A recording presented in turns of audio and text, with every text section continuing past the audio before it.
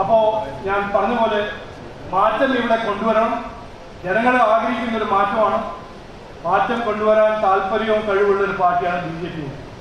ഇത് ഞാൻ പറയുമ്പോൾ എന്നെ ഇവർ ട്രോളി. 4 ദിവസം മുമ്പേ വിഴിഞ്ഞിൽ ഞാൻ ഭാരത് മാതാ കി ജയ് എന്ന് പറഞ്ഞപ്പോൾ ഈ കമ്മ്യൂണിസ്റ്റ് രാജവംശത്തിന്റെ മരുമകന് വല്ലാത്തൊരു പ്രോബ്ലം, സങ്കടം. ഇപ്പോ കോൺഗ്രസ് രാജവംശം അവരുടെ അഴിമതിയും അവരുടെ വഞ്ചിക്കുന്ന രാഷ്ട്രീയത്തിനെ കുറിച്ച് പറയുമ്പോൾ അവരും തുടങ്ങും ട്രോളി.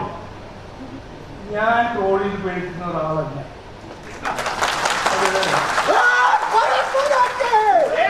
സൂരജ് പറഞ്ഞല്ലോ 2010 ഞാൻ 2G സ്കാം എക്സ്പോസ് ചെയ്തപ്പോൾ 4 ദിവസം എന്നെ റെയ്ഡ് ചെയ്ത് പാർട്ടിയാണ് കോൺഗ്രസ്.